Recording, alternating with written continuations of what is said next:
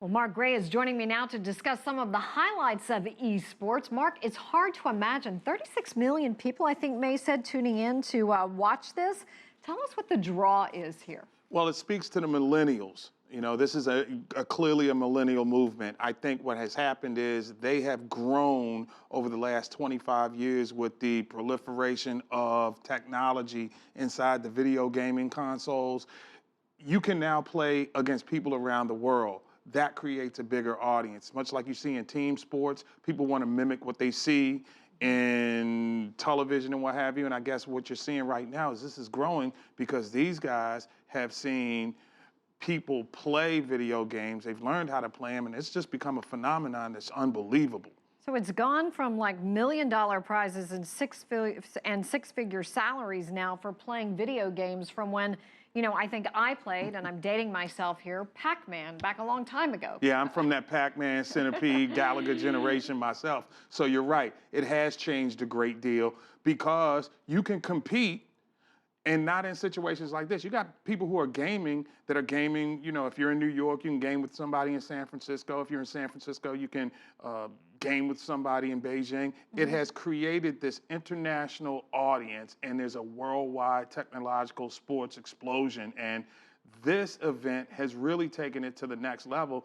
And what, you know, mesmerizes me about it is the interest online. When you can outdraw major championship competitions like the World Series, the Stanley Cup, and the NBA Finals, oh, this is something to be reckoned with, and I would expect it to even expand more.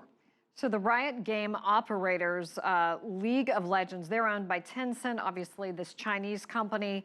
China in general has begun to purchase some esport companies and games. What is their role and what's their stake? It's just a hot trend and it's a hot trend and it's a revenue stream. Right. You know, the more people see this type of competition, the more people are inclined to go buy the video games. In the United States, it's our Madden phenomenon. Mm-hmm. Back when Tiger Woods was hot, it was the Tiger Woods phenomenon with the PGA Tour golf thing. When you see masses of people, it draws even more. And as we saw in May Lee's report, it's a younger generation that is easily influenced at earlier ages. And so they're practicing, and where we used to go out and shoot baskets, they're sitting behind these consoles and becoming tremendous. That's what I want to ask you about. I'm going to throw you, I use a sports analogy and throw you a curveball here. But, you know, you hear parents trying to get their children away from these games because they say that it, you know, doctors have said that it might cause ADHD in children.